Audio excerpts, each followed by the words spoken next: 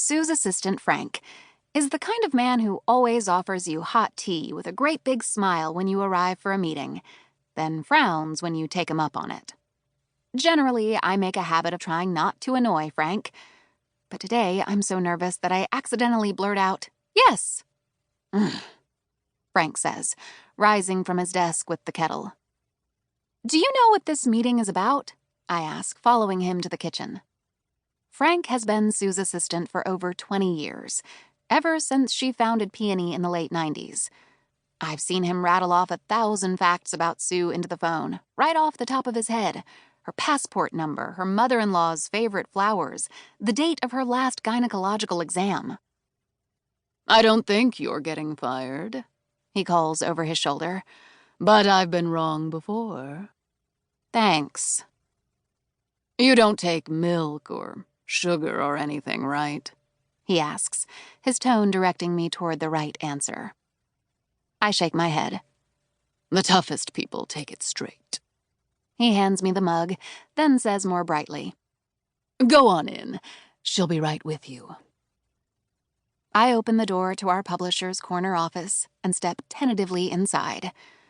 Sue's Spa, as Meg and I call it, is the only office at Peony that doesn't look like a romance publishing office. Every other employee has some variation of wall-to-wall bookshelves crammed with loudly colored spines. But Sue's office is entirely white. The white desk is devoid of papers, the white leather chairs are smooth as cream, and the white modernist coat rack harbors 3 white cardigans, each one with some expensive flourish, like pale pink leather elbow patches. The only pops of color come from 3 large hanging ferns and 3 framed photographs of sons who look like mini Sues but with braces. I've never met Sue's kids before, but I have seen her water her plants, and her surprising devotion to them lets me know she's a really good mom. I'm doing this square breathing trick Meg taught me, trying to stay calm as I settle into Sue's white guest cloud. When a man pops up from behind Sue's desk, we scream at the same time. "Rufus, what the hell?" I hiss. I can hiss at him because he's my friend. It's a love hiss. "What are you doing here?" My job?"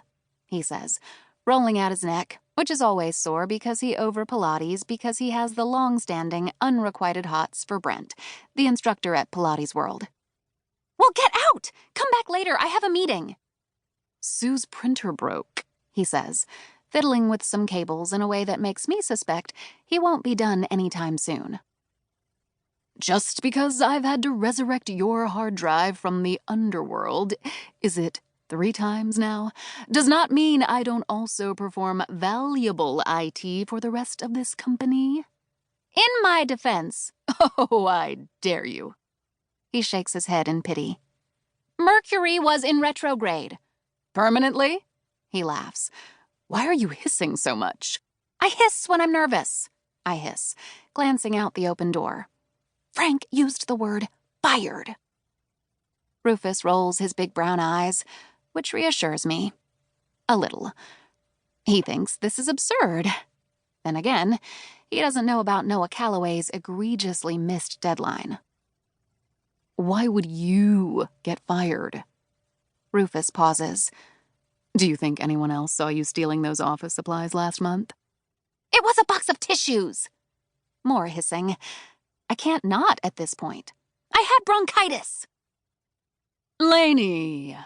Sue sweeps into the office, passing me to hang up her white cardigan. This one has a kind of corset look going on at the back, which only Sue could make look classy.